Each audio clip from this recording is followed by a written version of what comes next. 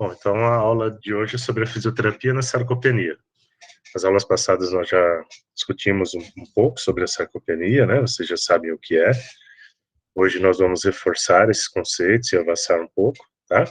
A ideia é sempre fazer essas aulas em espiral, então a gente fala de um conceito e depois retoma esse conceito numa outra aula, vai um pouquinho além, e isso então vai ajudando na consolidação da aprendizagem, tá bom? Às vezes fica um pouco repetitivo, mas por outro lado vocês vão cada vez mais se familiarizando com o assunto, né, e se aprofundando também no conhecimento daquele determinado tema. Bom, então, aí mais uma vez aqui, a gente já discutiu bastante sobre isso, sobre essa inversão da pirâmide populacional e de todas as consequências disso. E então a gente está tendo um número tanto no número de idosos quanto na proporção de idosos, né, no Brasil e no mundo todo. E com isso a gente tem lá a transição epidemiológica também, que a gente já comentou, que é o aumento da prevalência das doenças crônicas e degenerativas. E a sarcopenia é uma dessas alterações que tem maior prevalência em idosos, tá? Então, quanto maior a idade da pessoa, maior é a chance dela desenvolver a alteração, né? E maior é a prevalência em faixas etárias mais avançadas, tá? A gente sabe que essas doenças crônicas, elas geralmente o indivíduo não morre por causa da doença crônica, mas sim por uma complicação dela, né? Uma alteração secundária a essa doença.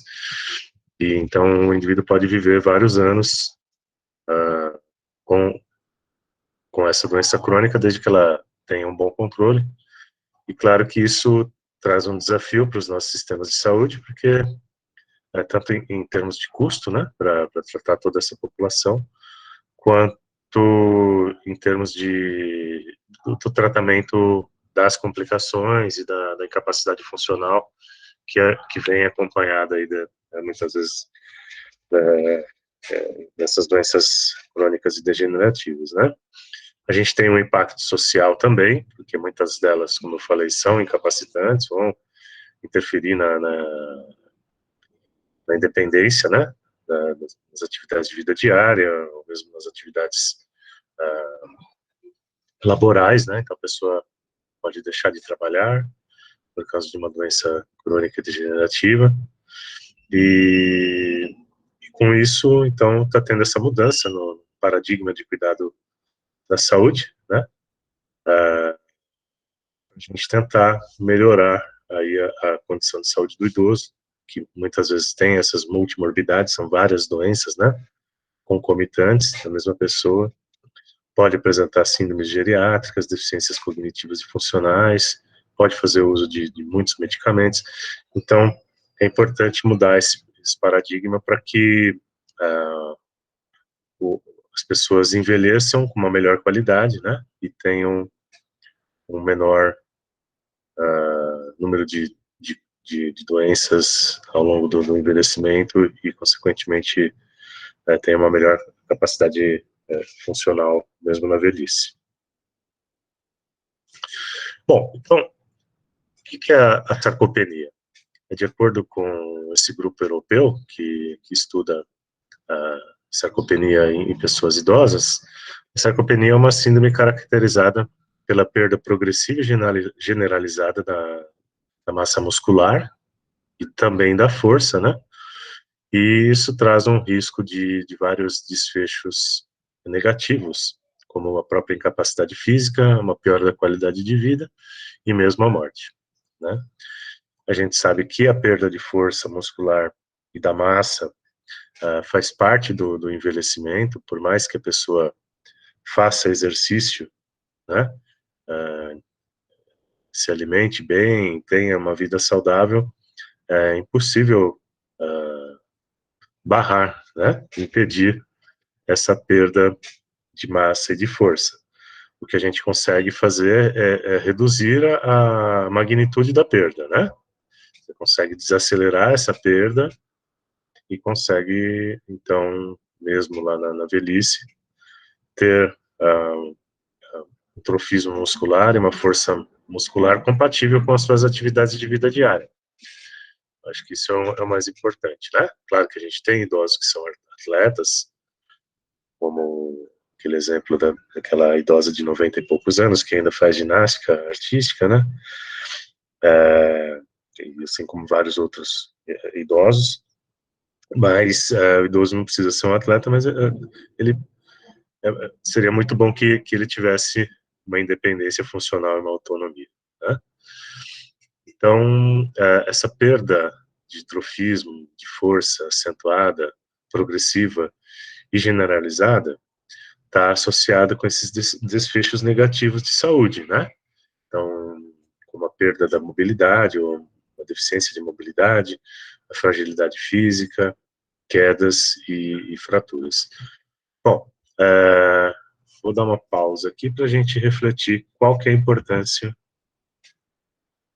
da massa e da força muscular para o idoso. Nós, como fisioterapeutas, temos que ter isso muito bem na nossa cabeça, né? Então, qual que seria essa importância? Professor,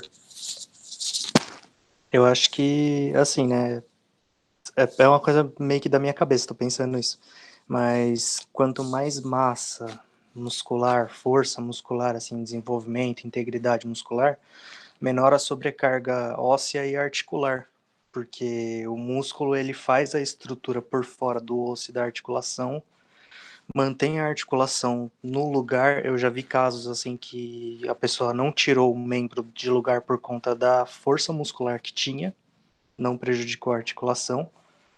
E eu acho que é isso, ele serve de forma estrutural para preservar a integridade óssea e articular, muitas vezes. Perfeito. Então, o sistema muscular é importante para a estabilidade articular, né? Como vocês bem sabem, e como o Gabriel acabou de falar.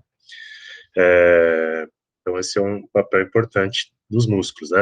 A proteção articular e óssea. O que mais? Mobilidade. Sim. E o que seria mobilidade, Isabela? Esse conceito em saúde do idoso? O próprio ato de se locomover, de ter o equilíbrio, fazer as tarefas. Perfeito. Então, para uma pessoa conseguir levantar da cadeira, ela precisa ter força e potência muscular, né? Como geralmente um idoso, muito idoso, levanta de uma cadeira? Se apoiando, né, com os braços. Isso. E ele levanta rapidamente? Não. Ele levanta devagar, né, usando o apoio dos braços.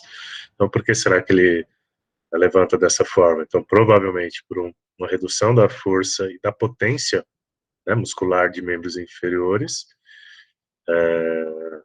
muito provavelmente por uma alteração de controle postural também, de equilíbrio, né? Então, a pessoa faz o movimento de forma mais lenta para não sofrer um desafio tão grande, uma instabilidade, para que o movimento não gere uma instabilidade postural tão grande, então o movimento sai mais lentificado, né? E esse uso dos membros superiores para compensar a redução da força de membros inferiores, ok? Que mais? Então, a mobilidade, a massa muscular, a força muscular é importante para não só a força, mas a potência também, né? Para garantir a mobilidade do idoso. Que mais? Professor, tem aquela ação fisiológica que acontece no osso quando você trabalha a musculatura, você promove aquela tração no osso, aí você ajuda a produzir mais osso. Só que eu não sei explicar direito, mas não tem um negócio desse? Isso, é isso aí, Vanessa. Então, a gente sabe que também com o envelhecimento, principalmente as mulheres idosas ou mulheres pós-menopausa, tem uma perda progressiva da massa óssea, além da massa muscular, né? Então, a pessoa vai desenvolvendo uma osteopenia, que pode evoluir para uma osteoporose, e a gente sabe que a atividade muscular, a contração muscular, como a Vanessa falou, é extremamente importante para estimular o osso, né, a melhorar a sua resistência óssea. tá? Então, aquele estímulo piezoelétrico que ativa os osteoblastos, inibe osteoclastos, né? Favorece a remodelação óssea e a manutenção do cálcio nos ossos, né? Evita a perda de cálcio dos ossos e ajuda na manutenção da densidade muscular, tá? Então, esse é um outro fator importante. O que mais?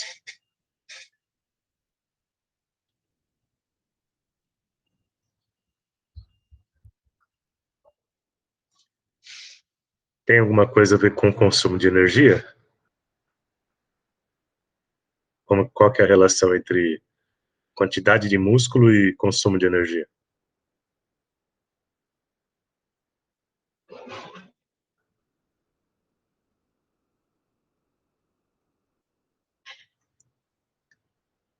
A gente sabe que quanto maior a quantidade de músculo, né, maior é o consumo energético, tá?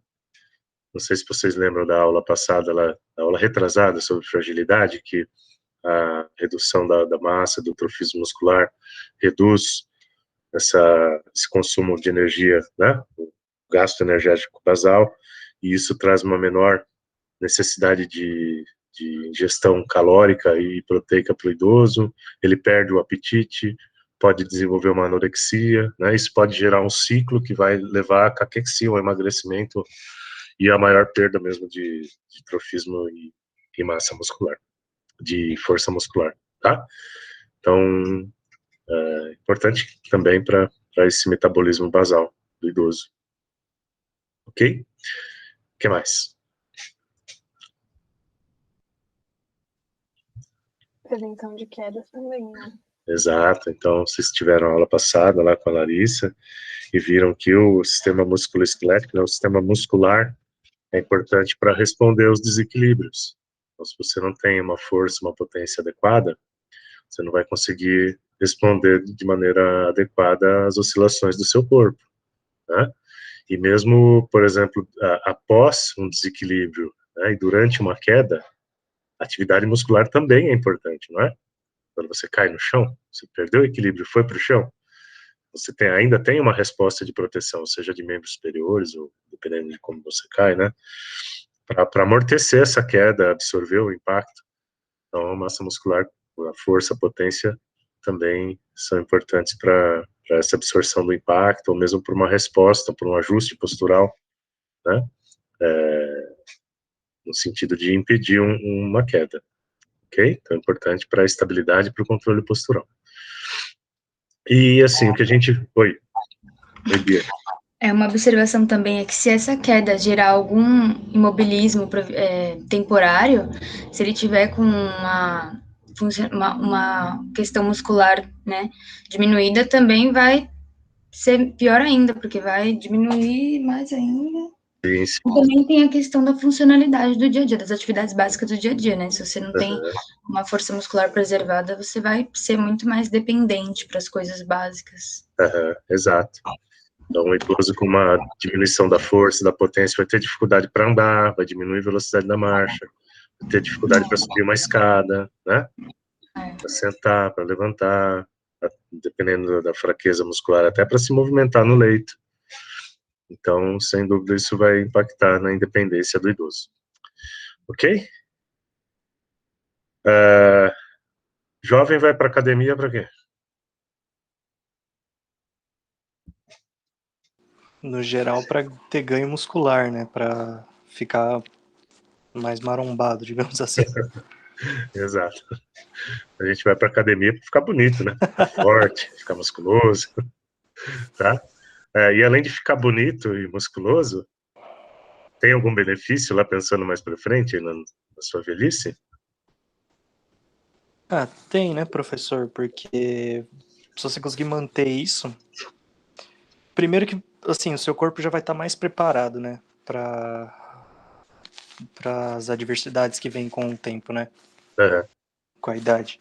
Sim, e aí, sim. se você consegue manter um mínimo, pelo menos, você consegue ter uma maior reserva e uma garantia melhor, né? Sim, sim. É como se fosse um plano de previdência, né? Isso. Então, um plano de previdência, a gente vai guardando dinheiro para depois poder gastar na aposentadoria, né? O plano de previdência muscular é isso. Então, você envelhecer bem, realizar exercícios físicos, ganhar força muscular, ganhar atrofismo durante sua juventude, para que você tenha uma boa poupança e consiga viver bem, né? Mesmo na velhice, mesmo que você tenha uma perda, essa perda não vai ser tão grande a ponto de te levar abaixo do limiar de capacidade funcional, né? Você vai conseguir se manter funcional, sua chance de se manter funcional é muito maior se você desenvolveu bem suas capacidades funcionais ao longo da juventude, ok?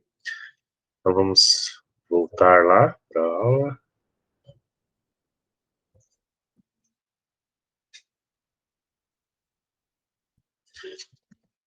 Tá.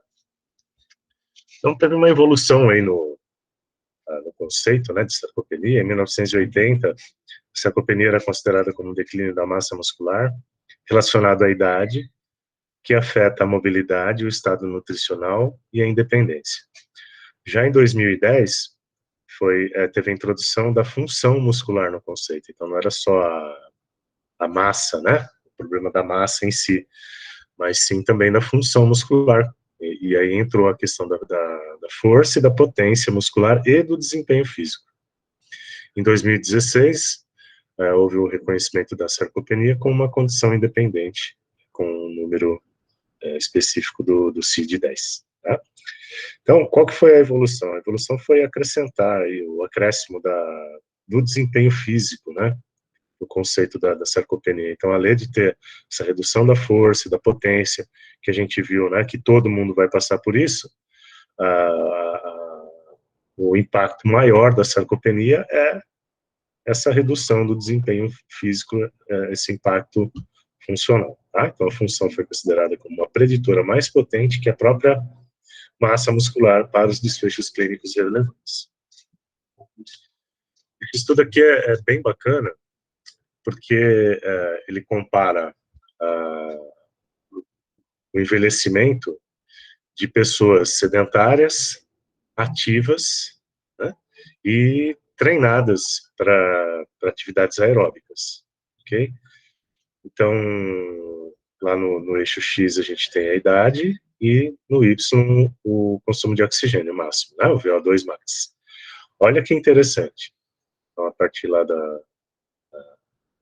dos 10 anos até os 90 anos. Então, o que a gente percebe aí nesse gráfico, gente? Quem consegue ajudar aí na interpretação? Comparando esses três grupos, o sedentário, ativo e o treinado, com a capacidade aeróbica treinada. Atletas, né? Por exemplo, maratonistas ou outras atividades aeróbicas. Bem aqui o que estava... Pode falar. Exatamente. Então, a gente vê lá que o sedentário, lá que são os quadradinhos, né? Mesmo na infância ou na vida adulta, os sedentários têm uma capacidade aeróbica inferior ao dos ativos, né? E mais inferior ainda em relação aos treinados, ok? Os ativos ficam ali no meio do caminho, entre os sedentários e os treinados, né? Tanto na infância quanto na vida adulta. Todos perdem mais ou menos aí com a mesma inclinação. Se a gente olhar as três retas, elas estão quase paralelas, né? Mostrando que todos vão perder mais ou menos aí no mesmo ritmo, né? Na mesma aceleração de perda. Porém, quem está mais embaixo, né? Vai chegar lá nos 80, nos 70, 80 anos, com uma capacidade aeróbica muito ruim, tá? E que pode impactar no desempenho das atividades de vida diária da pessoa, né? Então, trazendo consequências negativas, ok? Também é bacana olhar que quem é treinado tem essa perda, mas se a gente passar uma reta aqui, deixa eu pegar um. Se a gente pegar, por exemplo, lá aos 70 anos, ó, vai corresponder mais ou menos a 70 anos do treinado. Olha que bacana isso, a gente passar uma reta aqui. Corresponde mais ou menos aos 20 anos do sedentário. Olha que coisa, né? Então, quem que é o velho aí nessa história? Por isso que é importante esse envelhecimento saudável, um envelhecimento bem sucedido. E a mesma coisa em relação à redução do trofismo em massa muscular. Então, esse é um outro estudo que avaliou a condutância vascular, né, o pico de condutância vascular em homens, e eles avaliaram também o trofismo muscular, né, dos participantes ao longo da vida, tanto em relação à circunferência do antebraço, da perna, né, e a massa muscular em gramas, ok? Do antebraço e da perna. Dessas pessoas, eles fizeram esse acompanhamento aí, dos 20 até os 80 anos ou mais, tá? Então, o que a gente vê é a mesma coisa, né? A gente vai tendo uma perda progressiva com a idade, tá? Tanto em relação à circunferência, né? Quanto à massa, quanto à força de preensão palmar. Tudo vai reduzindo, ok? Então, isso acontece com o envelhecimento, como mostrado aí por esse estudo. Bom, o que é essa sarcopenia? Como a gente falou, ela é a perda de trofismo, de massa, de força, de potência, e que impacta no dia a dia da pessoa, tá? Vai afetar o desempenho físico da pessoa e consequentemente, a independência nas atividades de vida diária, tá? O que leva a essa perda de massa muscular é a idade e a inatividade, tá? Como vocês viram lá que o sedentarismo, né? A inatividade física diminuem a síntese proteica, ok? Assim como alguma lesão, alguma doença, né? Pode levar a uma maior quebra de proteínas, tá bom? Então, idade e inatividade, né?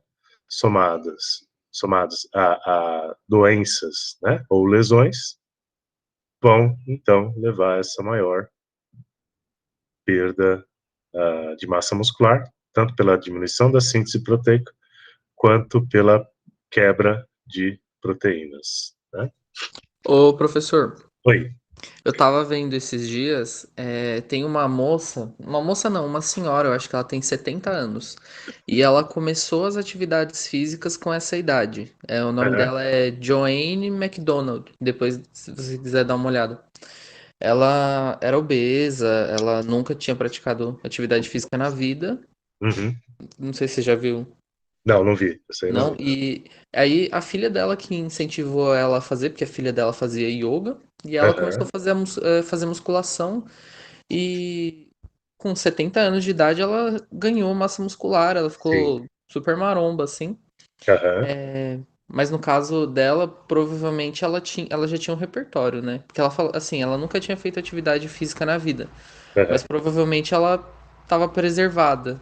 E, né, isso é uma dúvida mesmo. Ela estava provavelmente preservada, né? Porque não sei se é todo idoso que conseguiria fazer isso. Por exemplo, chegar aos 70 anos de idade e ganhar tanta massa muscular quanto ela ganhou, por exemplo. Eu não sei o quanto ela ganhou, né? Mas tem muito estudo mostrando isso, a gente vai comentar ao longo da aula, que os exercícios com resistência progressiva, né, a musculação, o exercício resistido, ele aumenta, assim, a força, a potência e a massa muscular de idosos. Então, mesmo a pessoa começando a realizar esses exercícios na velhice, é possível ela melhorar a força, a potência e o trofismo, ok? Ok. Então, se você pegar aqui, ó, vamos supor, né, uma pessoa que está aqui aos 70 anos, certo? O que pode acontecer? Então, conforme você vai realizando o exercício físico, ela vai aumentando essa força, né? Vou pegar, acho que isso aqui, ó. Então, você pega lá um sedentário que nunca fez atividade aeróbica, por exemplo, né? Ele vai estar aqui embaixo, né? A gente vai conseguir levar esse idoso lá para cima com o treinamento. Ok? Claro que eu não vou transformar esse idoso num jovem novamente, aqui em cima, né? Tá? Mas eu consigo tirá-lo daqui e trazê-lo para cá, com um programa de exercício realizado de maneira adequada, controlada, associado ao acompanhamento nutricional e médico, né?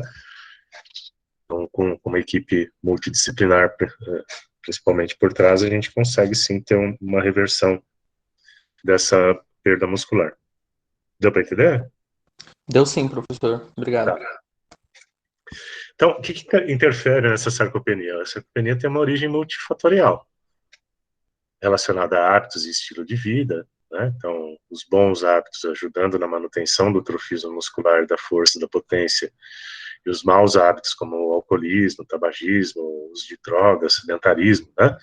Tudo isso levando a uma perda maior de massa muscular. As doenças que podem ocorrer ao longo da vida, as mudanças biológicas e idade dependentes, né, que são fatores intrínsecos do envelhecimento, a perda da junção neuromuscular, que acontece principalmente em doenças neuromusculares, né, a redução das células satélites musculares, que acontece também com o processo de envelhecimento. As células satélites são importantes para o processo de hipertrofia muscular, e as alterações hormonais, como a gente viu na aula de fragilidade, né, que também podem impactar no trofismo muscular.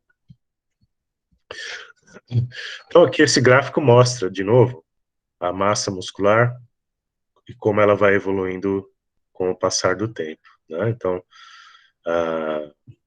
até a nossa vida adulta, então, na infância até a vida adulta, a gente tem um aumento progressivo desse trofismo. A partir dos 25 anos, a gente começa a ter uma redução lenta, né, do trofismo muscular.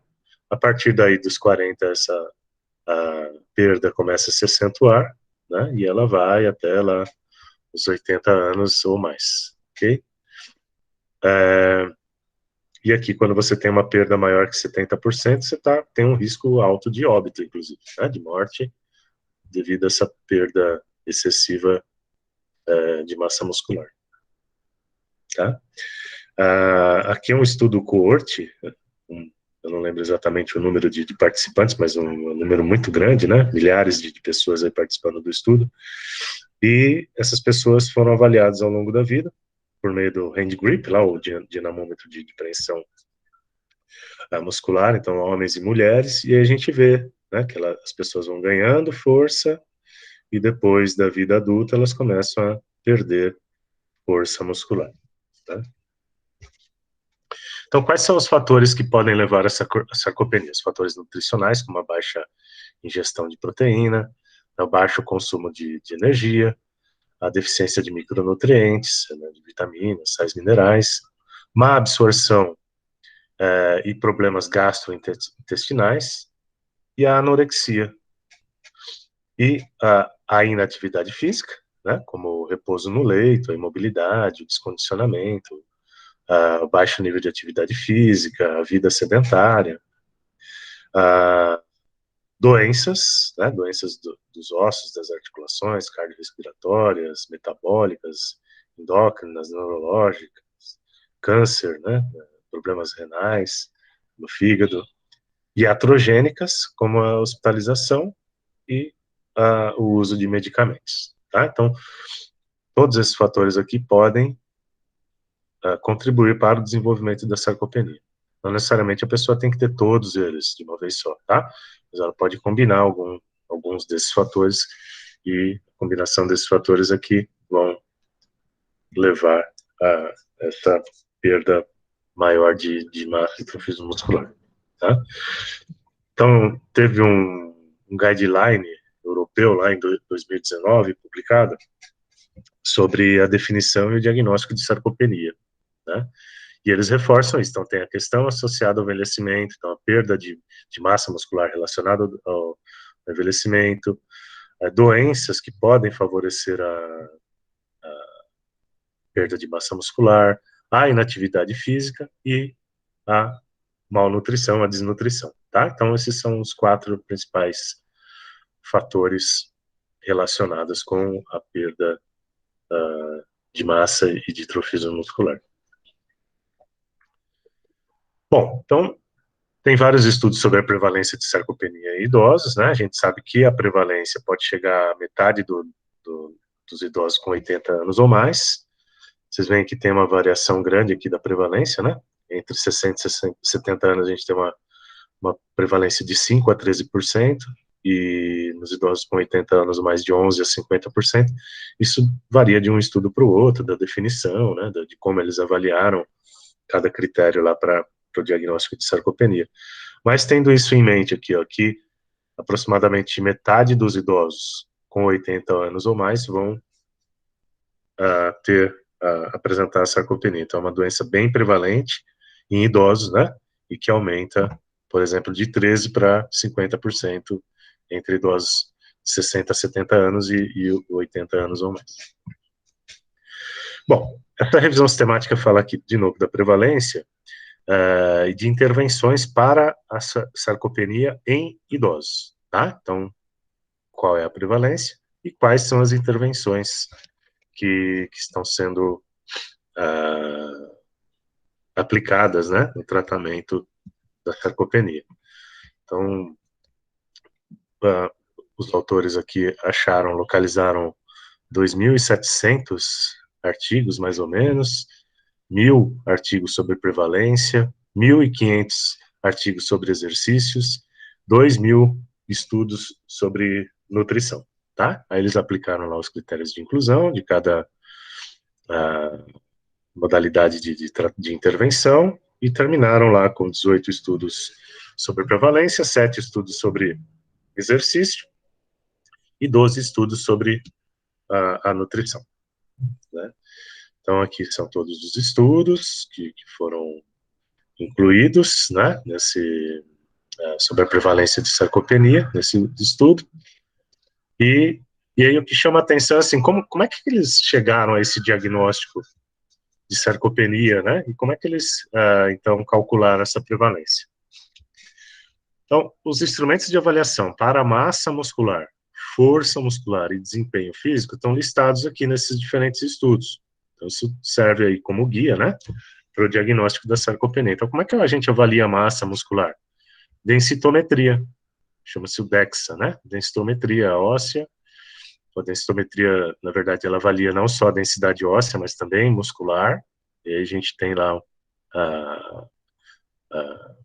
uma medida, né, quantitativa de tecido muscular.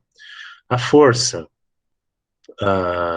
o hand grip, né, que é o dinamômetro manual, e o desempenho físico, a velocidade na marcha, tá?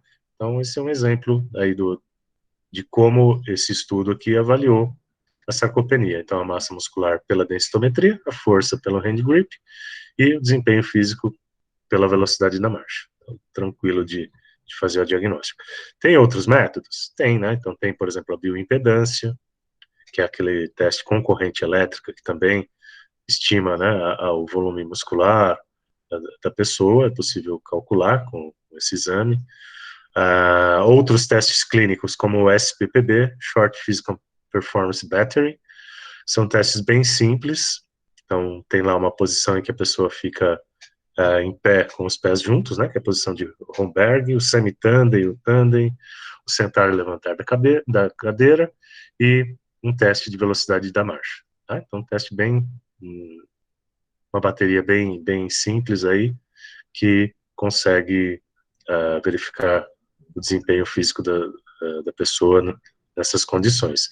Timed Up and Go, né, que é um teste de mobilidade, então a pessoa levanta da cadeira, anda 3 metros, faz o giro, volta e senta, também dá uma ideia aí do desempenho físico, tá? Então, qual que é a ideia do diagnóstico da sarcopenia? É medir a massa muscular, né? medir a força muscular e o desempenho físico, ok? Como é que eu meço a massa muscular? Então, a densitometria, a bioimpedância, tomografia, ressonância. Então, tem esses métodos aí que conseguem quantificar volume muscular. O ultrassom também consegue, tá? E força muscular, a dinamometria, tanto do hand grip, né, quanto da força de extensores de joelho, flexores de joelho. Então, a gente tem essas medidas mais objetivas. O próprio teste do sentar e levantar também dá uma medida de força muscular de membros inferiores. E o desempenho físico aqui, então, algum instrumento de avaliação de desempenho físico, como eu já citei alguns, ou a própria velocidade da marcha, que dá um parâmetro do desempenho físico da pessoa. Ok? Quais são os custos?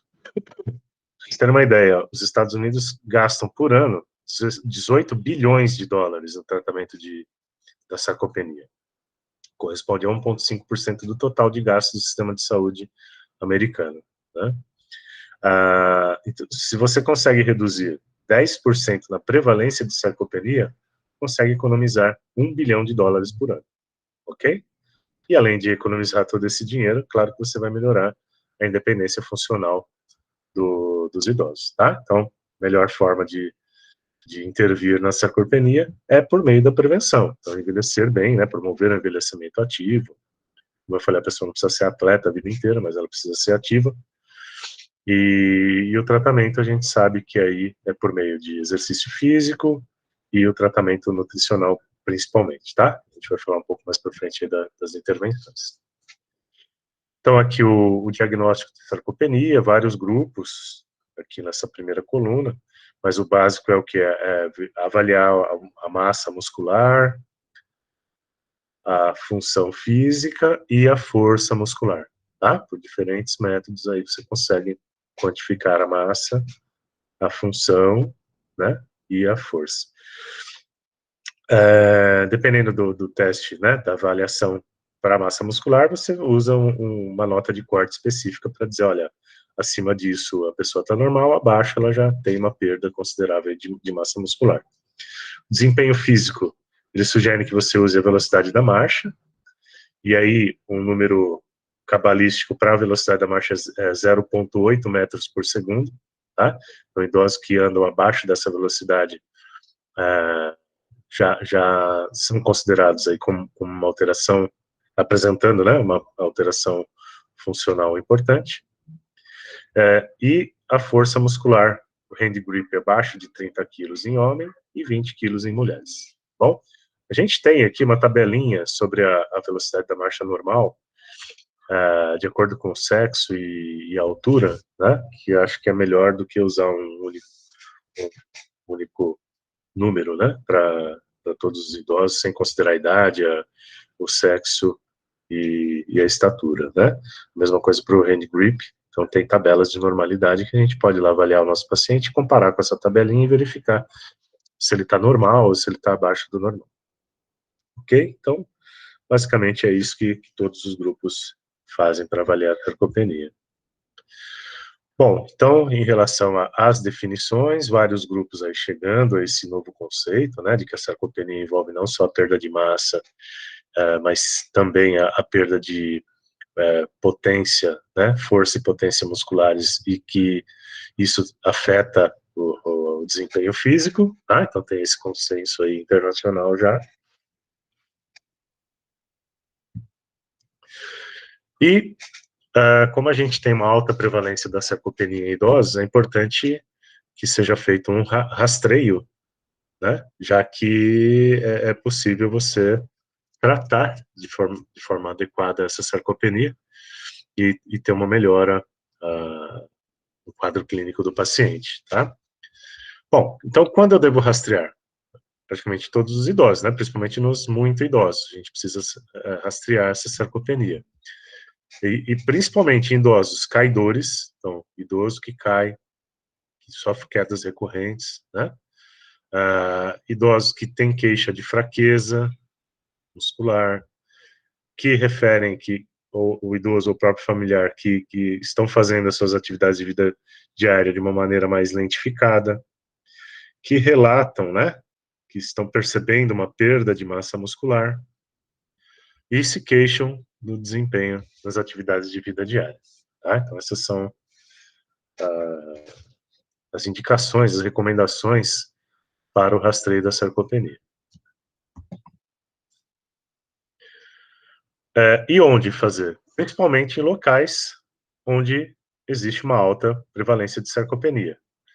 Então, por exemplo, em hospitais, né, que a gente sabe lá que por causa do imobilismo imposto pela internação, a chance de desenvolver sarcopenia é mais alta, né, não só o imobilismo, também os medicamentos, enfim, as intervenções, né, ao longo da internação podem impactar na perda de trofismo e de força muscular. Em centros de reabilitação, porque nesses locais os idosos que frequentam, né, os centros de reabilitação são idosos que já têm algum tipo de incapacidade física, instituições de longa permanência do idoso, pelo perfil desses idosos. Tá? A gente tem diferentes instituições de longa permanência, algumas instituições são para idosos que já têm algum tipo de dependência funcional, né, e foram parar lá justamente por causa disso, que a família tem dificuldade para cuidar, e então o idoso acaba sendo institucionalizado, né? Mas nós temos também instituições de longa permanência filantrópicas, que são idosos independentes, ainda autônomos, mas que se encontram numa situação de vulnerabilidade social, né? E esses idosos vão morar nesses locais, e tanto em um quanto em outro, infelizmente, que a gente percebe é uma redução da atividade física, um aumento do comportamento sedentário nessa população, né, uma diminuição da estimulação tanto física, motora, né, e cognitiva, e com isso a chance de desenvolver sarcopenia e outras alterações é maior numa instituição de longa permanência, ok? Então é recomendado que seja feito esse rastreio em LPI, centro de reabilitação, e em hospitais. Mas como rastrear? Então a gente tem um instrumento aqui, que é o SARC-F, tá? Ele é bastante utilizado no rastreio, é um instrumento que é muito simples de se utilizar. A gente tem aqui a avaliação da força, da ajuda para caminhar, do levantar da cadeira, subir escadas e quedas. Então, tudo com base no autorrelato do paciente. Tá? Então, você pergunta lá, o quanto de dificuldade você tem para levantar e carregar 5 quilos? Tá? Um saco de arroz, por exemplo. Aí ele vai responder, nenhuma, alguma, muita ou não consegue. Então, se for nenhuma, 0, alguma, 1, muita e não consegue, 2 pontos. Tá? Ajuda para caminhar. Então, a pergunta é, o quanto de dificuldade você tem para atravessar um cômodo da sua casa? Nenhuma, alguma, usa apoios ou incapaz, 2, né? Levantar da cadeira. O quanto de dificuldade você tem para levantar de uma cadeira? Ou da cama? Mesma coisa. Nenhuma, alguma, muita e não consegue. Subir escadas. O quanto de dificuldade você tem para subir um lance de degraus, né, de escadas de 10 degraus, aí mesmo critério lá de pontuação. E quedas, quantas vezes você caiu no último ano. Claro que é importante explicar para o idoso o que é uma queda, né? Nenhuma, 0, 1 a 3 quedas, 1, 4 ou mais quedas, 2. Tá? Você soma a pontuação de cada um desses itens, pontuação entre 0 e 5, sem sinais sugestivos de sarcopenia no momento, de 6 a 10, sugestivo de sarcopenia. Então, sugestivo, né? A gente não vai fechar o diagnóstico de sarcopenia só com o resultado de um questionário, tá? Mas vocês podem perceber, então, o que esse SARC-F faz? Ele avalia a força de membros superiores, força de membros inferiores, né? E a consequência funcional disso, por exemplo, a caminhar ou em relação às quedas.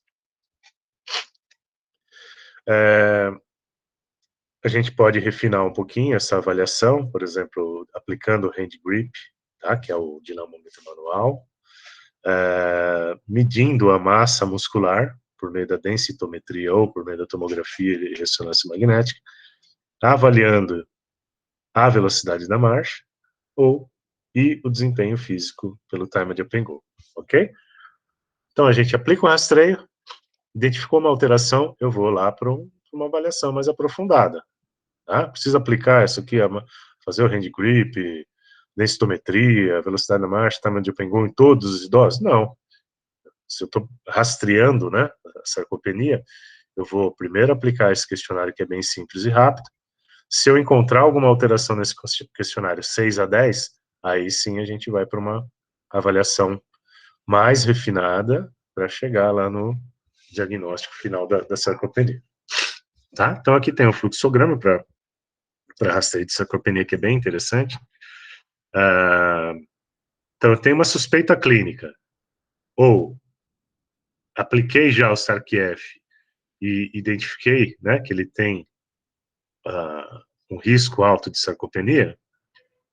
Então, o que eu faço? Eu vou lá e avalio a força de preensão palmar, ok?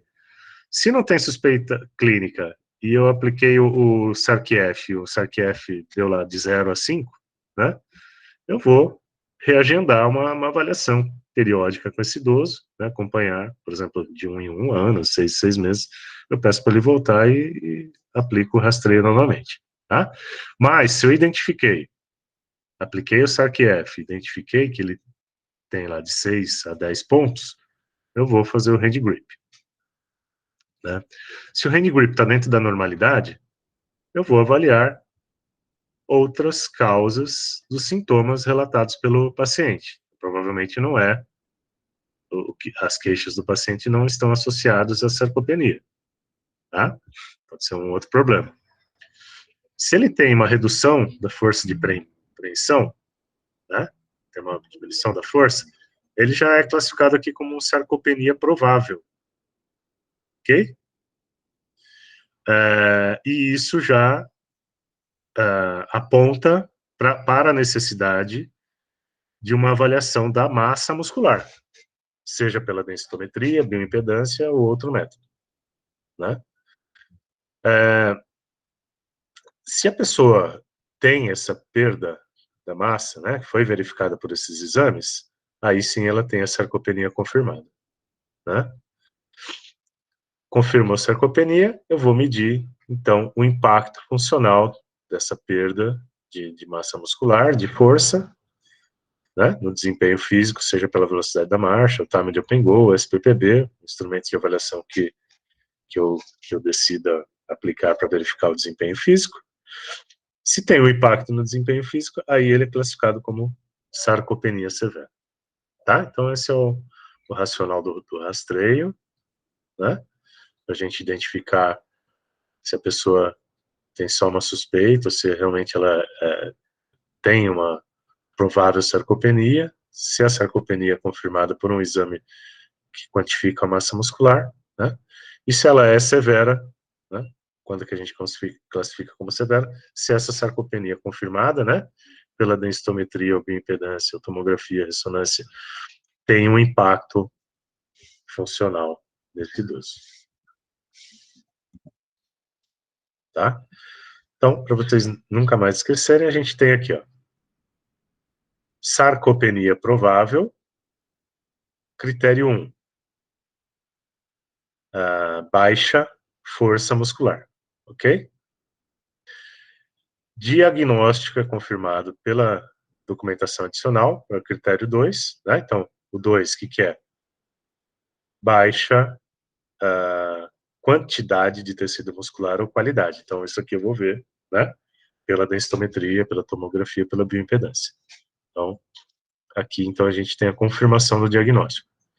E, para falar da severidade, eu tenho que ter o quê? O baixo desempenho físico, né? Então, essa perda de massa e de força vão impactar no desempenho físico do idoso. Com isso, então, a sarcopenia é considerada como severa.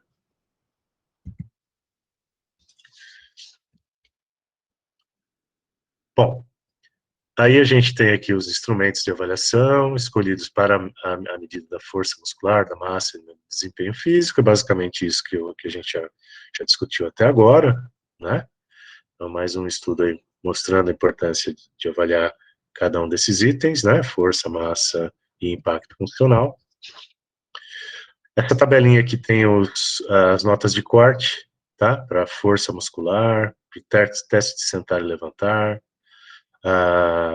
para a quantidade de músculo, né, tecido muscular apendicular, ok? A velocidade da marcha, para o SPPB, para o TUG, para o teste de marcha de 400 metros. Então, é interessante essa tabelinha, claro que ninguém precisa decorar nenhum valor, mas aqui tem as notas de corte, tá? Então, se você avaliou o seu paciente, ele está abaixo dessa nota de corte ou acima, né, dependendo aqui do critério do instrumento, você sabe que ele está fora da normalidade, então você consegue identificar se ele tem essa fraqueza, perda da massa ou um pior desempenho físico.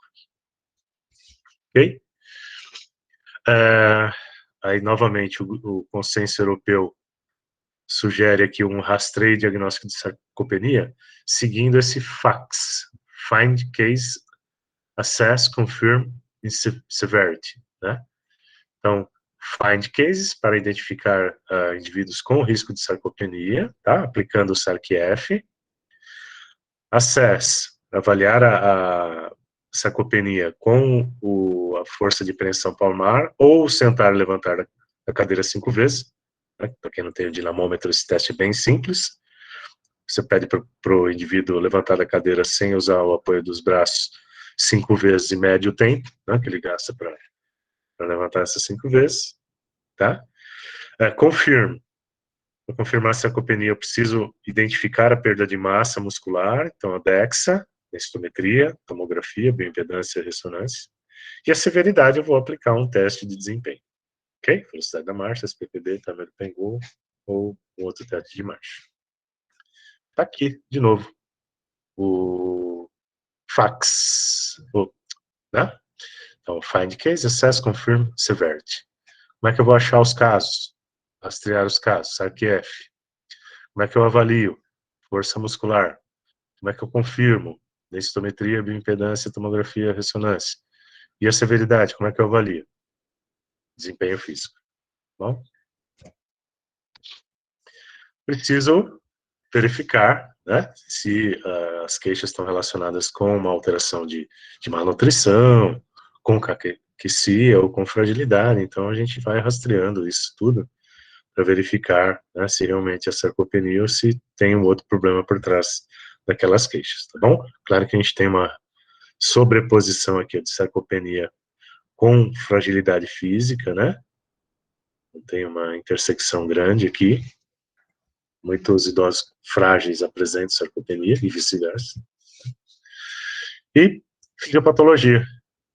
Então, ocorre o desequilíbrio entre o anabolismo e o catabolismo muscular, a redução do tamanho e número de miofibrilas das fibras tipo 2, que são as fibras de contração rápida, né, de potência, transformação das fibras de tipo 2 em tipo 1, filtração intermuscular e intramuscular de tecido adiposo, diminuição das células satélites e alteração mitocondrial nos miócitos, tá bom? Então, tudo isso aqui vai acontecer no músculo, e isso, então, explica a perda de trofismo, né, e de força muscular no idoso.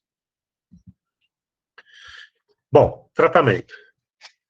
Tem alguns tratamentos farmacológicos em estudo ainda, como inibidores de miostatina, testosterona e outros, né, mas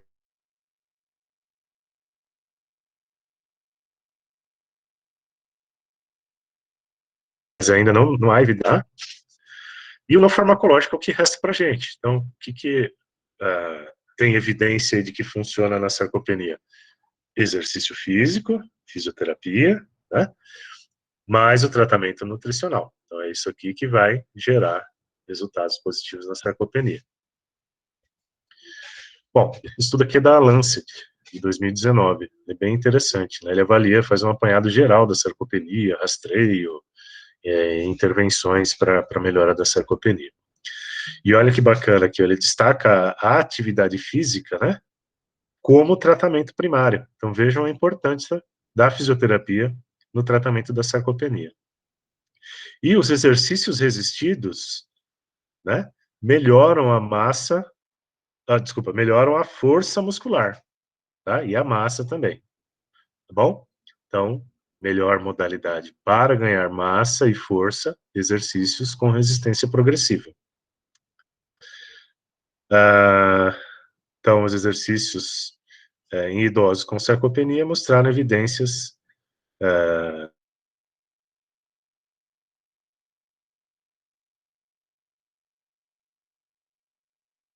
significativos. Tá? Então, a atividade física é o tratamento primário. Os exercícios resistidos aumentam a força e a massa musculares e o equilíbrio de idosos com sarcopenia. Tá?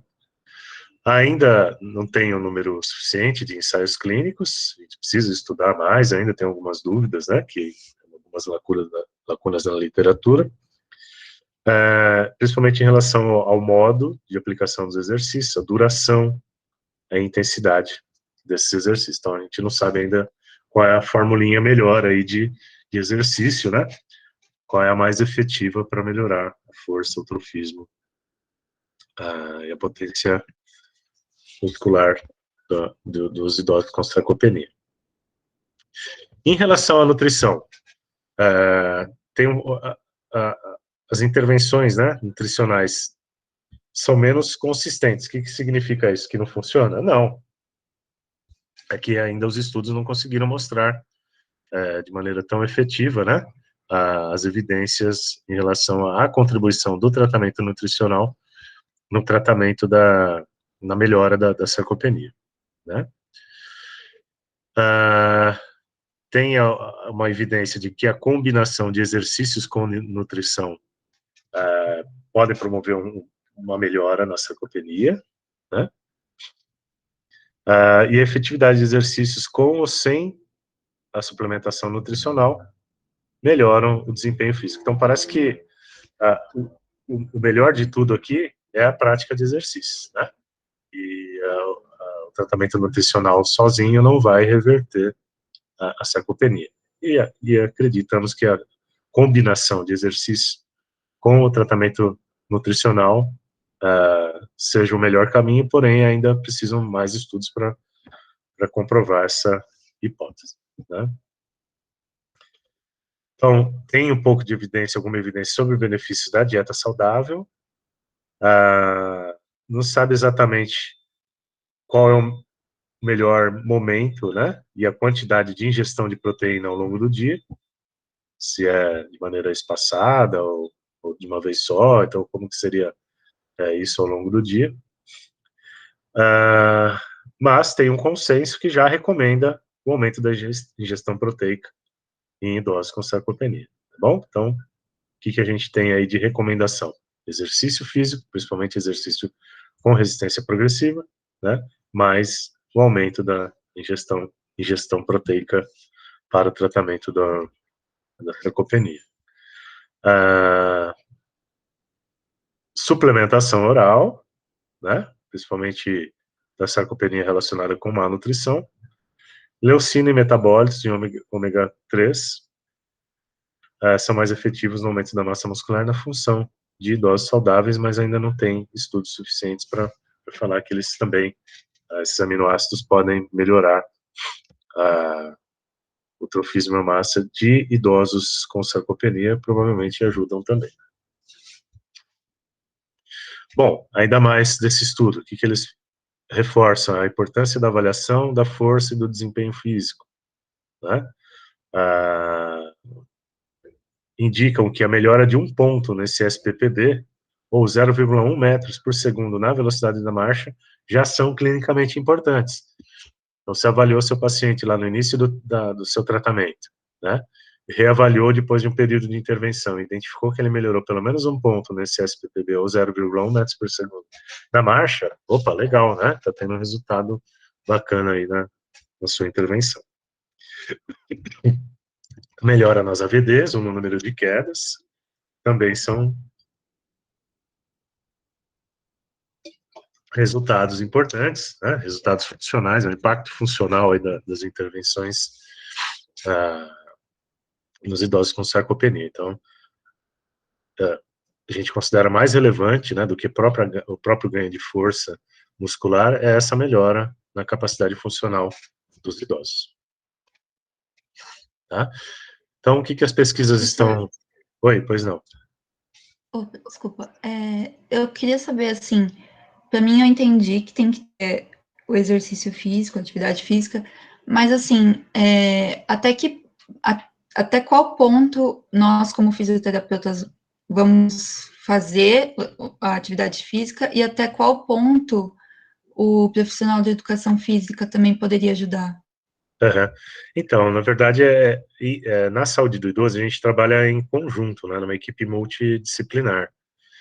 Então, a gente tem fisioterapeuta trabalhando juntamente com o educador físico, né? Não necessariamente, mas você pode ter um complemento. Então, por exemplo, lá na geriatria, né, um exemplo real, o serviço de geriatria lá da HC. Existe uma academia com equipamentos de musculação mesmo, tá, de mecanoterapia, para esses exercícios com resistência progressiva, e lá fica um educador físico e ficam fisioterapeutas também, tá? Então trabalham em conjunto. Tanto o educador físico quanto o fisioterapeuta tem o conhecimento adequado para avaliar a força muscular, né? A gente avalia, se for fazer um programa de exercícios resistidos, é importante avaliar a resistência máxima, né? 1 RM ou 10 RMs, dependendo do protocolo que você quer seguir. Estabelecer uma carga, tá? E planejar a carga de treinamento. Então, tem vários protocolos.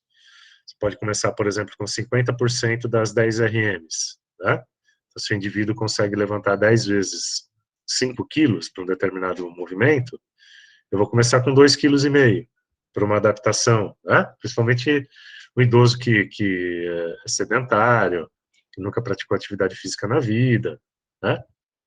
Que tem comorbidades, eu não vou começar com tudo com ele, com 100%, né? Então, levo lá para os 50%, faço uma adaptação, vou aumentando progressivamente, em torno de 10% de carga por semana, né? A gente vai acompanhando, vendo a resposta.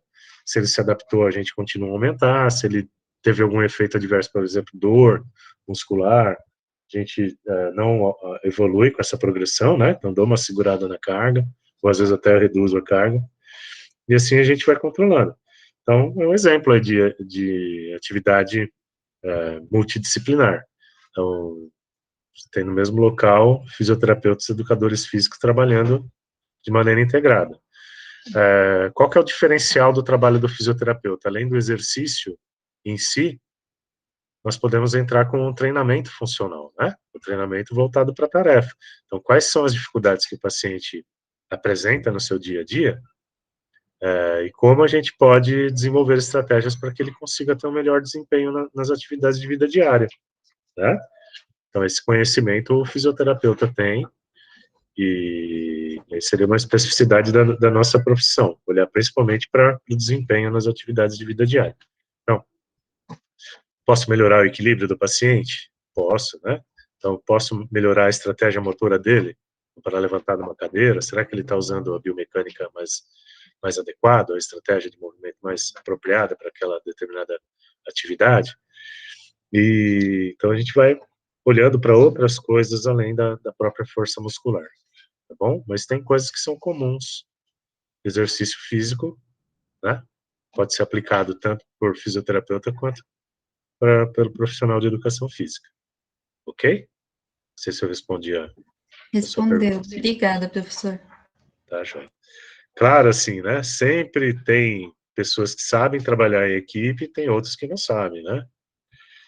Tem brigas de egos, brigas de conselhos, né? Isso aí sempre vai existir, infelizmente, mas eu acho que tem espaço para todo mundo e trabalhar em equipe interdisciplinar, acho que todo mundo ganha e principalmente quem ganha mais é o próprio paciente, né?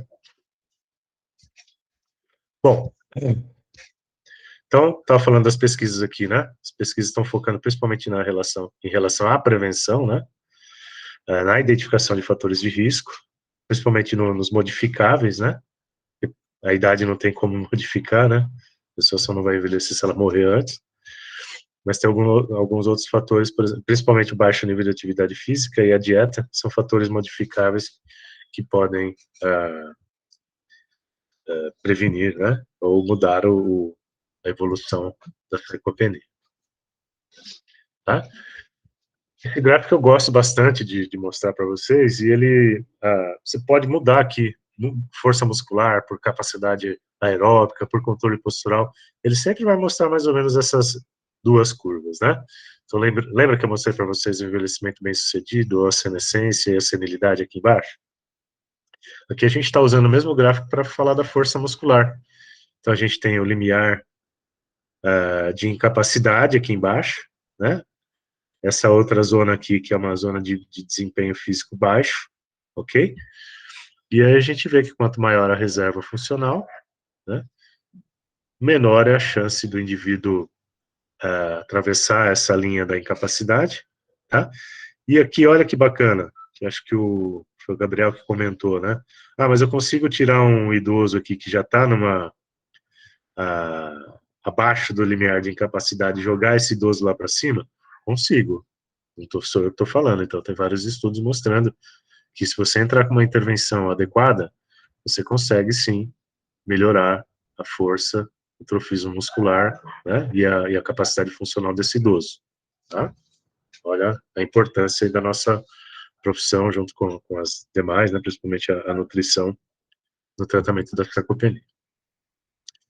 Bom, nós temos mais estudos, o guideline para rastreio, diagnóstico e intervenção, e aqui eu destaco mais uma vez a atividade física e ingestão proteica, né, o tratamento nutricional com fortes, olha a atividade física aqui, fortes evidências científicas, né, de que a atividade física pode melhorar a sarcopenia. Então, não tem como a gente tratar a sarcopenia sem a contribuição do fisioterapeuta, tá?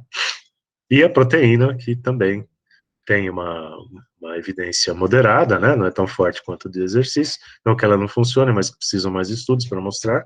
Realmente existem algumas dúvidas ainda em relação ao tratamento nutricional, né, mas a combinação desses dois aqui parece que são o tratamento de escolha para intervenção. Bom, mas quais exercícios? Esse estudo é bacana porque é uma revisão de literatura sobre as modalidades de exercícios, né, em idosos com sarcopenia. Então, vamos ver lá o que eles mostraram. Somente 6 estudos foram incluídos, né, 6 estudos que chegaram lá no nível de qualidade para inclusão nesse ensaio clínico. Então, poucos estudos ainda, mesmo na área de exercício físico. Então, aqui a gente tem lá os estudos que foram incluídos, os 6, né, os participantes estão idosos com sarcopenia, na Itália, no Japão, né, Malásia, China. Tipo de estudo, ensaios clínicos randomizados, um que é quase experimental, né, que é um estudo com 2 grupos, mas sem a randomização. Número de participantes por grupo, olha que baixo o número de participantes, 10 participantes, 39 aqui um pouco melhor, 32, 34, 19, mas de qualquer forma, de modo geral, os estudos com poucos estudos com poucos participantes, né? A duração desses programas, 12 semanas, 3 meses, 3 meses, 6 meses, 3 meses, 12 semanas, tá? Então, a gente vê aí entre 3 meses e 6 meses de duração, né, esses estudos. E os grupos controles, de maneira geral, receberam educação, orientações, né, sobre saúde, tá? Para comparar, então, o grupo que faz exercício com o grupo que não faz exercício. Quais são os desfechos, as medidas, né? Então, força muscular isométrica máxima, velocidade da marcha, composição corporal, habilidade para andar, força muscular, então, equilíbrio, tá? Então, são coisas, qualidade de vida, coisas que os estudos avaliaram os participantes. Essa tabela 2 aqui, ela é bem interessante, deve estar pequenininha aí para vocês, mas ela é um consenso sobre como reportar exercícios físicos nos estudos, né? Então tem esse template aqui, um checklist, que vai falar de vários detalhes, né, sobre a descrição das intervenções relacionadas a exercícios físicos. Isso é muito bacana, até para vocês, quando vocês forem pensar numa intervenção, pensar em todos esses detalhes aí, para conseguir criar um protocolo bem estruturado para os seus pacientes, tá bom? Então, aqui na primeira coluna a gente tem a descrição de cada detalhe sobre o protocolo, depois a gente tem aqui os estudos, tá? E a descrição de cada um desses itens do protocolo em cada estudo, tá? Então, por exemplo, tipo de exercício, né? O equipamento utilizado para a realização do exercício. Aí tem lá bicicleta estacionária, sim, Move System, tornozeleiras, né? Teraband, ok? Vibração corporal associada ao exercício existido, né? As sessões, desculpa, qualificação, né? De quem está supervisionando o exercício, tá? Então, foi educação física, foi fisioterapeuta, quem que está, foi só o pesquisador treinado, quem que acompanhou, supervisionou os exercícios. Os exercícios foram desempenhados em grupo ou individualmente? Então, em grupo, né? Individual, em casa, grupo. Os exercícios foram supervisionados ou não supervisionados? Então, esse aqui já não relatou, tá? Ó, exercício supervisionado, então, o pessoal vai descrevendo aí cada detalhe, né? Como a aderência aos exercícios foi medida, isso aqui é importante, porque às vezes você vai ver um ensaio clínico, né? E no final eles falam, não teve resultado, ou às vezes até o paciente piorou, não melhorou. Você vai ver a aderência foi muito baixa dos participantes. Então não é que a intervenção não é efetiva, mas o paciente mais faltava do que ia nas sessões, né? Então não tem como melhorar. Aí isso é importante vocês controlarem a aderência, a frequência dos participantes, né? A estratégia de motivação, olha, nenhum reportou isso. O que a gente pode usar de estratégia de motivação? Então, por exemplo, as reavaliações, né? Mostrando, olha, o senhor melhorou tanto, o senhor estava assim, foi para tal nível, né? O senhor está aumentando, conseguindo carregar mais peso, né? O senhor está andando mais rápido. Então, esse feedback aqui é extremamente importante como estratégia de motivação e que vai melhorar a aderência ao tratamento, tá? Como a gente controla a progressão dos exercícios. Isso aqui é importantíssimo em sarcopenia, não só em sarcopenia, mas em tudo, né, na fisioterapia. Você faz sempre os mesmos exercícios, sempre com a mesma resistência, não aumenta o peso, não aumenta o desafio, não aumenta a carga, a intensidade, né? O corpo do seu paciente vai se adaptar e não vai sair daquilo. Então, você está fazendo uma manutenção, não um ganho, tá? Então é importante planejar aí a progressão. Eu vou, por exemplo, aumentar a resistência semanalmente 10% em relação à força muscular máxima, né? Isso pode ser um critério, e a gente vai, então, pensando, pelo menos tem esse objetivo de aumentar progressivamente a intensidade e a carga do exercício, né? Então, como os exercícios foram progredidos, tá? Então, por exemplo, esse estudo aqui, ele fala, é uma série com 15 repetições, equivalentes a 30% da força máxima para aquecimento. Na semana 1 a 4, olha que bacana, 3 séries de 12 repetições de 60% a 70% da força máxima, 2 minutos de repouso entre as sessões, entre as séries, desculpa, né? Semana 5 e 8, 3 séries de 10 repetições de 75 a 80, ó, já aumentei aqui a carga, né? O repouso. Semana 9 a 12, 3 séries de 6 a 8 repetições, 80 a 85% da força máxima com 2 minutos de repouso. Então, o que a gente percebe aqui no padrão de progressão desse protocolo? Né? Tem um aquecimento, tá? Com 30% da carga máxima, uma série de 15 repetições para cada grupo muscular. No começo, 3 séries de 12, tá? 60% a 70%. Depois vai para 3 séries de 10, então diminuiu a repetição aumentou a carga, 75 a 80. Depois, 3 séries de 6 a 8, diminuiu ainda mais as repetições, né? E aumentou de 80% a 85% da força muscular máxima. Tá? Então, esse aqui é um exemplo de como controlar, como planejar, né? Como monitorar a progressão do exercício resistido nos nossos pacientes. Tá? Então, aqui a descrição do exercício, para ver se ele pode ser replicável.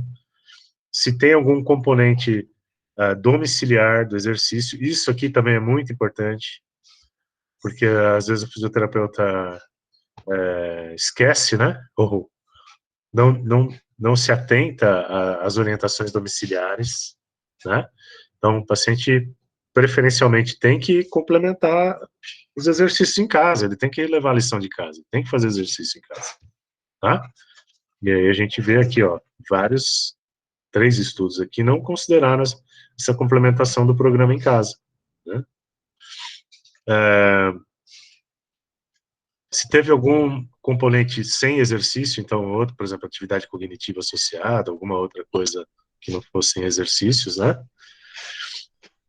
Registro de eventos adversos, isso aqui também é muito importante, nenhum reportou.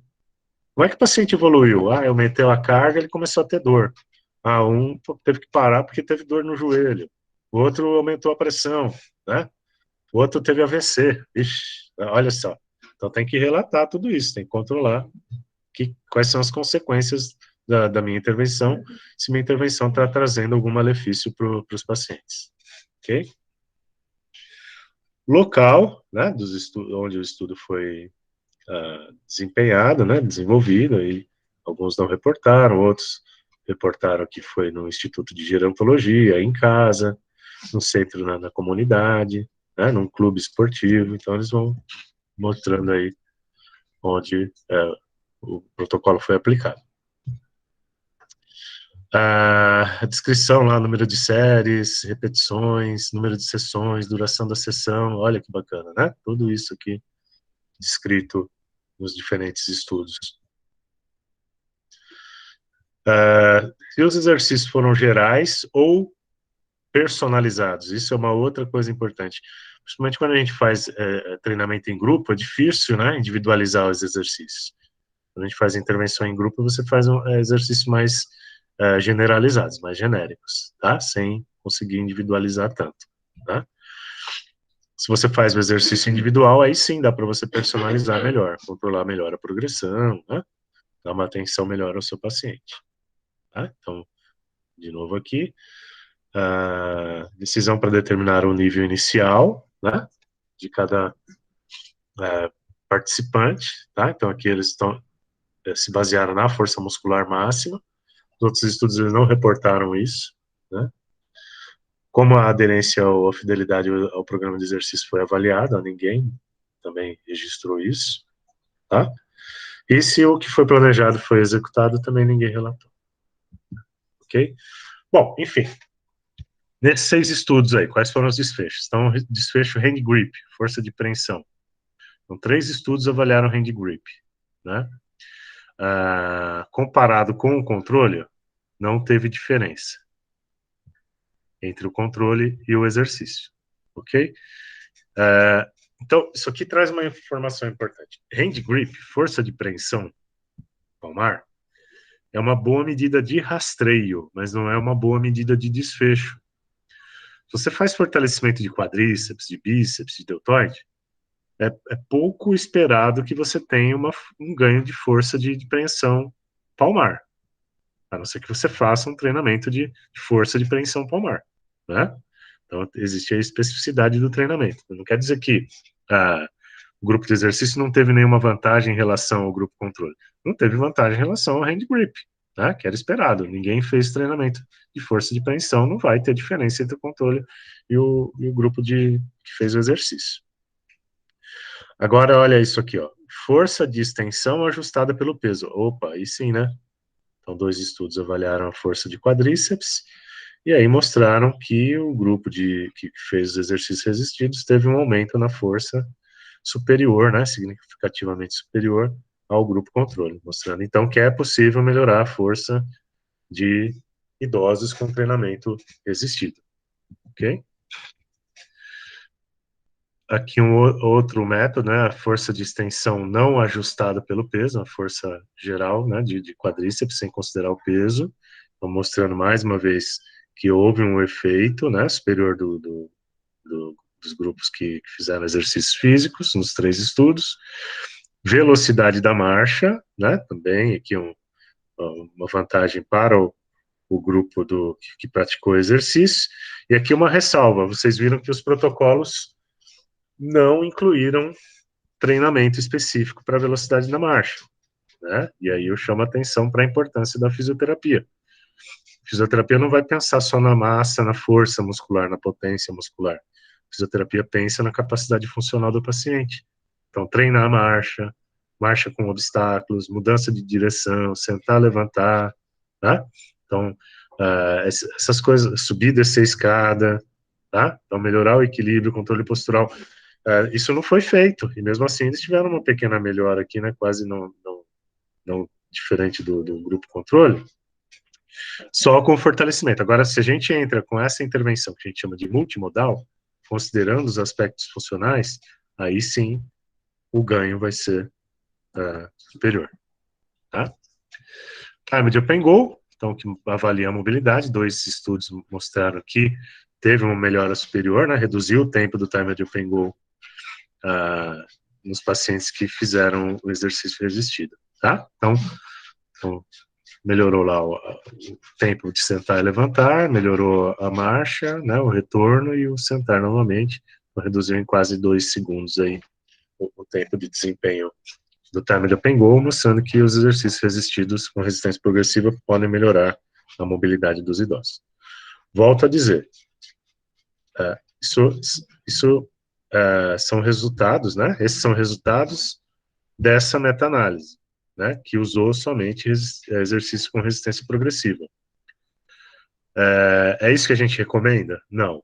A gente recomenda exercício com resistência progressiva, combinado a exercícios aeróbicos, exercícios de equilíbrio e principalmente exercícios funcionais, tá? Exercícios que envolvam treino de mobilidade, treino de transferência, treino de marcha com obstáculos, com mudança de direção, mudança de velocidade, tá? Para que a gente consiga um efeito funcional melhor nesses idosos. Olha que interessante, melhoraram a força, mas não melhoraram a massa, né? Nesses 6 meses aí de máximos dos protocolos, tá?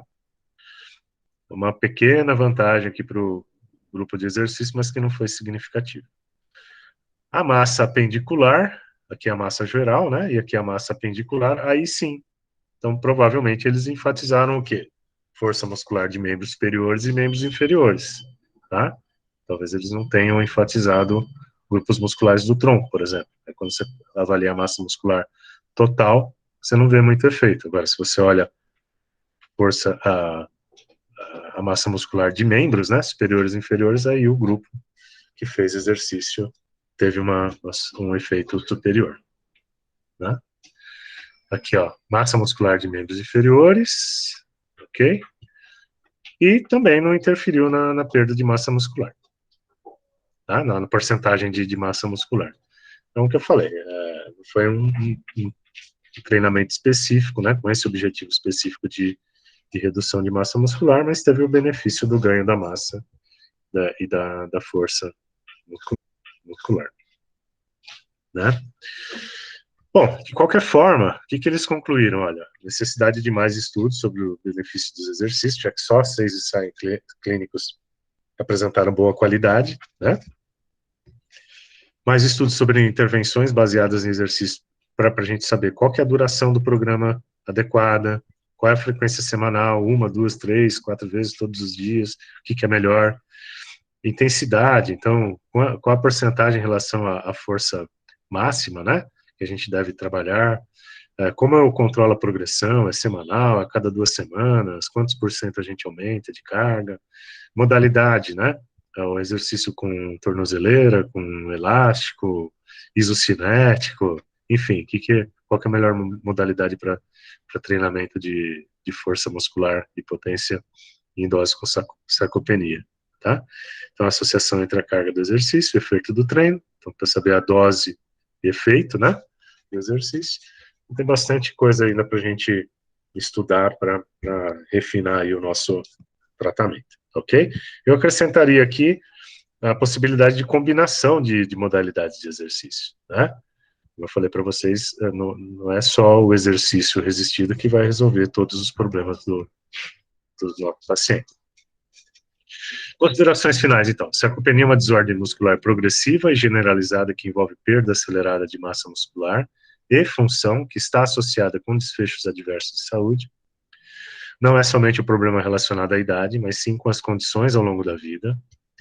As pesquisas estão objetivando a translação do conhecimento da fisiopatologia para o diagnóstico terapêutico e prevenção.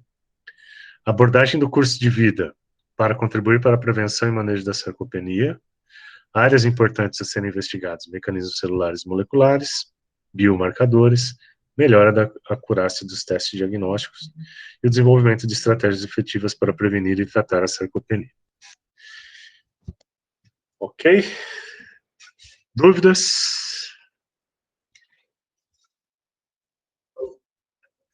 Comentários?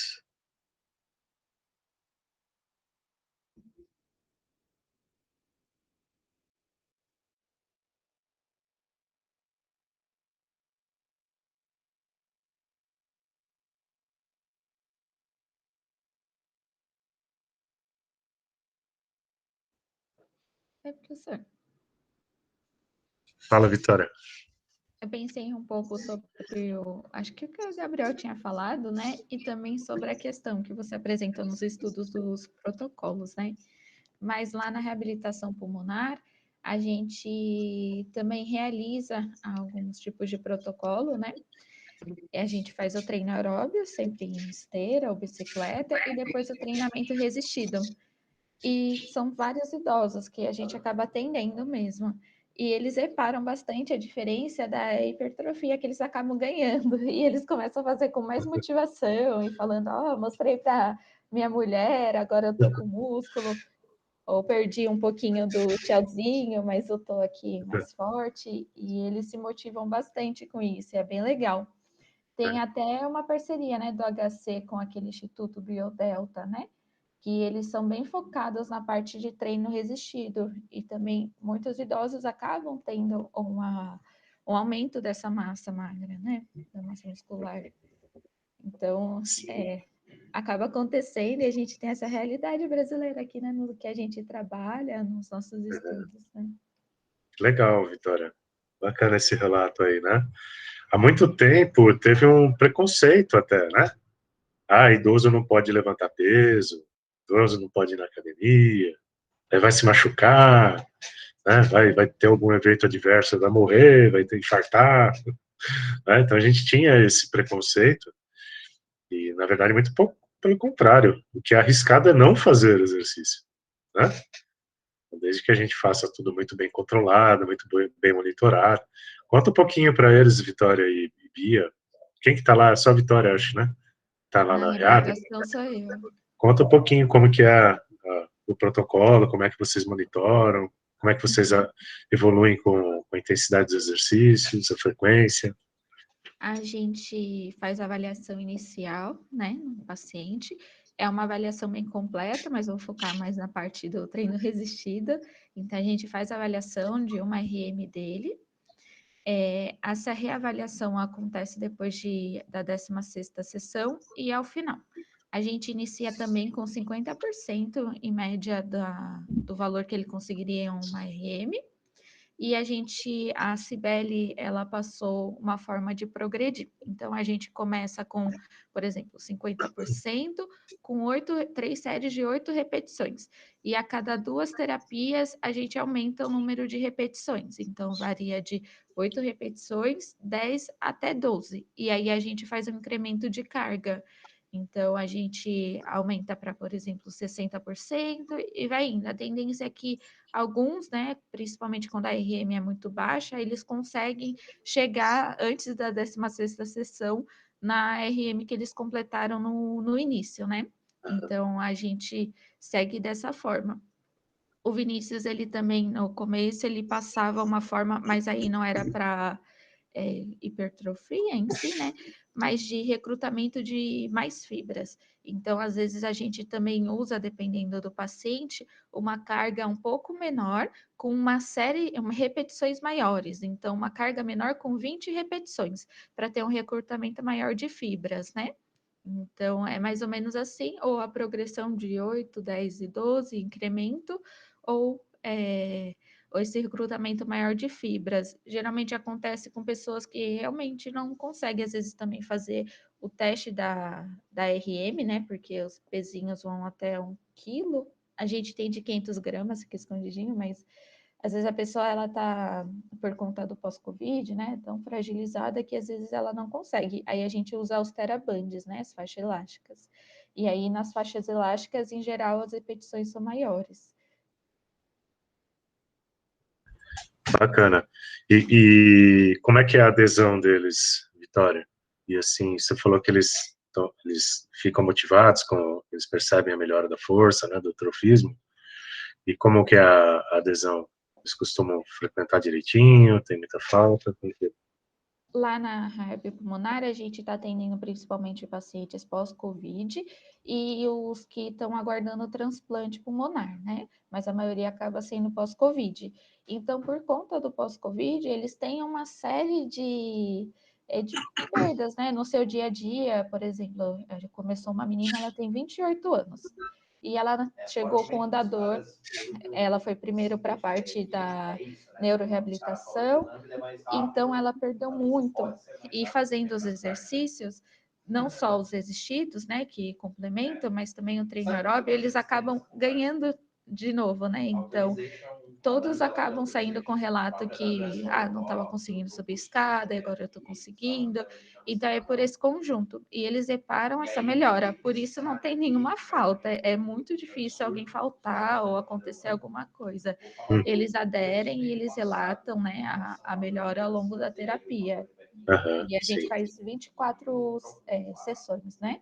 E aí é a avaliação e eles acabam tendo alta, com exceção dos transplantados que estão esperando, né? Que aí eles podem ficar continuamente lá na reabilitação. Legal.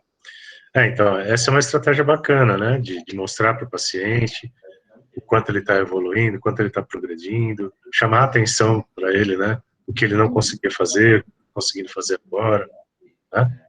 E mesmo em tempo de Covid, alguns idosos estão com medo de sair de casa, de usar transporte público, né? E mesmo assim eles estão tendo uma boa adesão lá. Eu acho muito bacana assim no HC que as pessoas vêm do quase o Brasil todo, né? Então tem gente, tinha uma paciente que ela era lá do Nordeste e ela ficou aqui durante o tempo da terapia, né? Na casa de um filho que mora aqui em São Paulo. Mas não tem quase ninguém que é de São Paulo mesmo. As pessoas, elas são do interior. Tem uma que é de São Vicente, não sei, que é lá do litoral. E eles vão e eles chegam antes no horário, eles madrugam, assim, é surreal, é para realmente estar lá, para realmente participar da terapia, então a adesão é bem boa. Legal, que bom. Mais dúvidas, comentários? Ok? Deixa eu perguntar só uma coisa, porque Fala, eu Vitória. vi que você colocou que é consenso, né? Mas acho que foi um tempo atrás que, eu não lembro onde, mas que falavam de, por exemplo, pensar em sarcopenia, mas na questão da perda da massa muscular. Porque às vezes há a perda da massa, mas a força, quando é avaliada com a repetição, tipo um grau 5, grau 4, e a pessoa ela consegue manter. Aí eu fiquei só um pouco, acho que em dúvida ou curiosa sobre isso, né? Que pode acontecer, né? Ele pode perder, às vezes, um pouco da massa e manter, às vezes, a força. Mas a tendência é que se ele perder muita massa, ele também vai perder força, né? Sim, sim. Então, você pode ter uma alteração não só no trofismo, mas no recrutamento muscular, né? Uhum. Então, a pessoa mesmo com uma redução de massa muscular, ela pode compensar com o recrutamento, até um certo ponto. Vai chegar um momento que ela vai começar a ter um impacto na força diretamente, na potência, né? Mas esse consenso de sarcopenia englobou, né? não só a perda da massa, mas também a perda da força, da potência e o impacto no desempenho funcional do paciente no diagnóstico, né, e na severidade da sarcopenia. Claro que a gente tem que considerar, né, se a gente pensar em prevenção, você está identificando que seu idoso está perdendo trofismo, né, mesmo que ele não tenha, eu não quero que ele chegue a perder força, né, eu acho que eu vou investir já numa intervenção mais precoce, né, para que ele não chegue ao nível de desempenho, de perder força, potência, e principalmente não tenha um impacto na capacidade funcional. Né?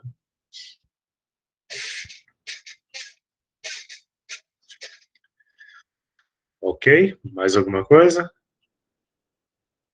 Não? Então tem o estudo dirigido aí, vocês têm mais um tempinho para poder trabalhar nesse estudo dirigido, tá? Aí, então, obrigado mais uma vez aí pela atenção de todo mundo. A aula está sendo gravada, quando eu terminar a gravação eu coloco lá para vocês. Então... Professor, posso fazer uma pergunta? Claro. Sobre os trabalhos que a gente tem que fazer, alguns grupos vão fazer os posts no Instagram, né? E a gente pensou em fazer um Instagram só para a sala inteira, tudo bem? E aí todos os grupos colocam lá. Tá ok. Vocês não querem se integrar com o Instagram que as meninas da especialização estão desenvolvendo, para ficar um mesmo? Pode ser. O que vocês acham? Eu acho que não tem problema, não. Vai ter que ver com elas se elas aceitam a gente. Eu acho que não tem problema, tem que ver só o tema, né? Para não fugir, né? Tá. O nosso grupo tinha pensado em fazer isso, fornecer algumas postagens para uma página que já existe. Porque, querendo ou não, página, assim, em rede social, mais difícil é você ir alimentando sempre. Sim, sim. Talvez seja uma ideia legal, Vitória. Né? A gente já tinha criado a página, mas a gente não postou nada ainda, então pode ser que seja legal essa associação, essa parceria aí. Bacana. Aí tem mais conteúdo ainda, né? Professor, tem também os pacientes do ano passado da Liga, da Lifise. A Lifise também tem um Insta, e assim, eu acho que poderia colocar, sabe? Levar a Lifise junto nessa, porque tem pacientes que já foram atendidos, né? Fizeram teleatendimento, e eu acho que todos que foram atendidos têm WhatsApp, não sei se tem Insta, mas faz parte das redes sociais, sabe? Tá, legal. Cadê o pessoal da Liga? Marina tá aí. O que você acha, Marina? A gente precisa entrar nesses grupos do Facebook que você comentou também, Pompeu. Sim, sim.